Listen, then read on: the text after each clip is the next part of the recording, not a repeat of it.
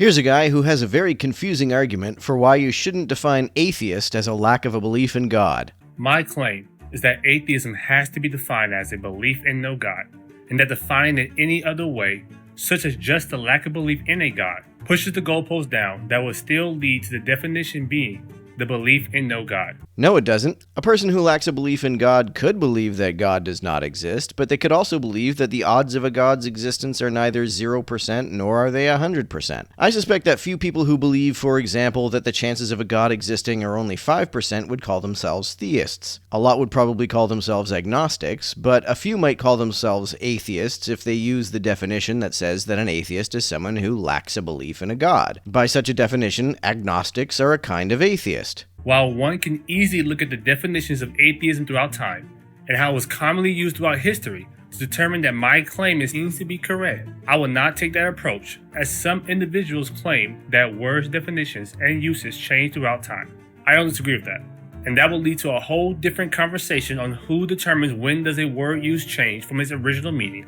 And while I do not deny that the practical uses of the words may vary among social groups and throughout time and space, the logic of defining atheism as something along the lines of without theism, or just the lack of belief in the existence of gods, without claiming that also means the belief in no God, does not follow logical consistency. Yes, it does. The assertion there's a 5% chance that a God exists does not entail God does not exist. If a meteorologist were to say there's only a 5% chance that it will rain tomorrow, so I don't believe it will, is that meteorologist saying it will not rain tomorrow? Obviously not. Now to get started, I assume there should be no controversy in defining theism with the belief that there is a God. Now I will use the word God when explaining my definitions, even when theism involves gods with an S or labeling them as just deities. It would just be simpler to use just the words God in a sentence, instead of just speaking in every time of deities or with S.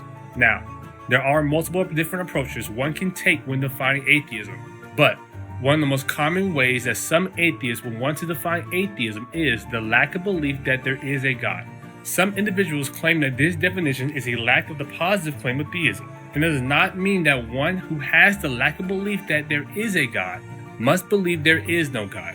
Which is true insofar as that person is specifically using the definition that says that atheism includes anyone who lacks a belief in God, including agnostics. That would be a logical claim if atheism only deals with that specific definition. People who only use that specific definition do only deal with that specific definition. The fact that there are other ways that people define it doesn't mean that one definition entails any of the others. But there needs to be one more question that needs to be asked. What is the belief that there is no God? It's the belief that God does not exist. Now, I experience some individuals that claim that the definition should refer to one as ascribed to not theists or self-acknowledging atheists or anti-theists, etc. I will use the terms strong atheism to describe that belief there is no God, and weak atheism to describe the lack of belief there is a God for now. If atheism was defined such a way, it would be logical to assume that everyone who is a strong atheist will also be a weak atheist, but not that every weak atheist will be a strong atheist. One must acknowledge that believing there is no God is a positive claim as much as believing there is a God. If I look at the sun and say there is no sun, that is a positive claim. One cannot say, since we have the evidence of the sun in the sky, we can see it. Saying there is no God is not a positive claim, since there is not enough evidence on that. Or that thousands of years ago, someone didn't wake up and said there is no such thing as God. You lost me. What does the fact that the claim that the sun does not exist contradicts the evidence have to do with whether the assertion that God does not exist is a positive claim or not? For example, let's imagine a scenario with two individuals. Person A asks Person B, is the saying there is no God a positive claim? I'm not sure what you mean by positive claim. It sounds like a negative claim to me. Person B responds with no, because he believes the default position is non-existent. I don't believe there is a default position, nor do I understand what default positions have to do with whether a claim is positive or negative. The phrase, there is no God, is not a positive claim, since there is no evidence for God. I'm still confused. I agree that there is no God is not a positive claim, but that's because I conceive of a positive claim to be a claim about what is, and a negative claim to be about what is not. It seems Personal B has circular reasoning. Yeah, but that's why I don't believe that non-existence is the default position. As I said, I don't think there is any default position. I don't start with the belief that a God exists, nor do I start with the belief that a God does not exist. Now look at this example. Person A responds with a different but similar question asking, is there is no moon a positive claim? Well, normally I would say it's a negative claim because I usually think of negative claims being about what is not the case rather than what is the case. But this guy seems to define a positive claim as any claim that deviates from a default position. But seemingly person B responds with a different answer. Yes, because he believes the default position is its existence. The phrase, there is no moon, is a positive claim since there is evidence for the moon.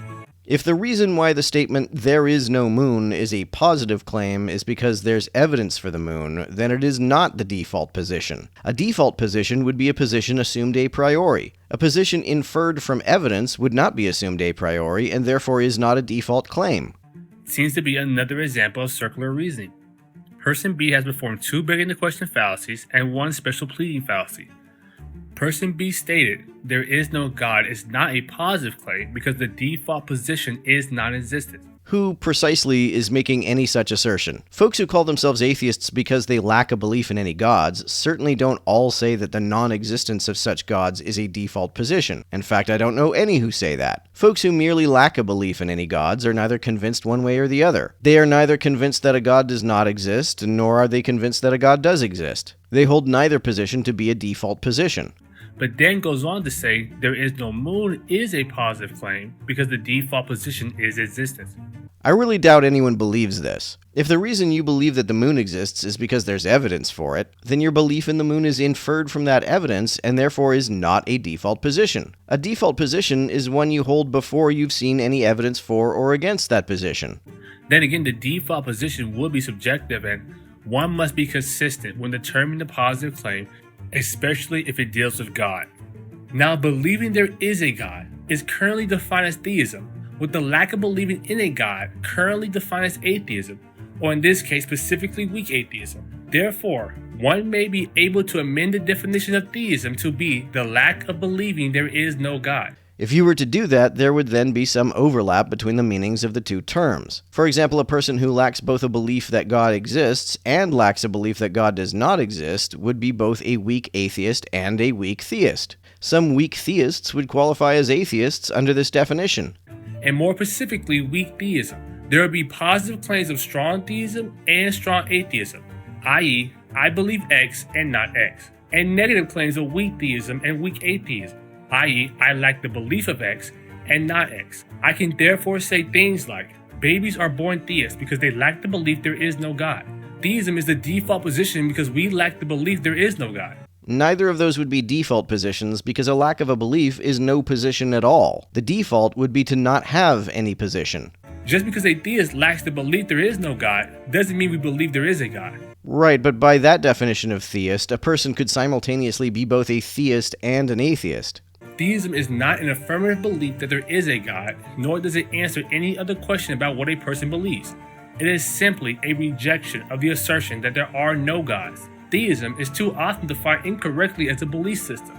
To be clear, theism is not a belief in gods or an acceptance of gods. It is the lack of belief in no gods. Well, a lack of a belief in no gods would include people who have a belief in at least one god. We must be consistent. A theist can claim the same thing some atheists do. Now, I believe that most theists don't say those phrases because I believe some theists know that it's pointless to add those extra stipulations. They believe there is a God.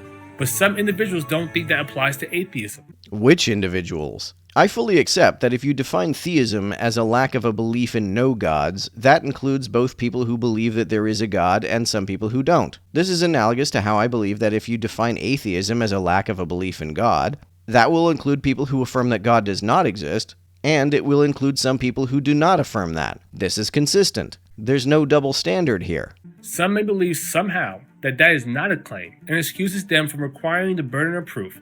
People who merely lack a belief in any god and do not affirm that there is no God do not have a burden of proof because they're not making any claim about God. Not only are they not making a positive claim, they aren't making any claim about God at all. Similarly, anyone who calls himself a theist, but only means that they lack a belief that God does not exist, and does not affirm that any God does exist, also has no burden of proof because that person is also not making any claim about God.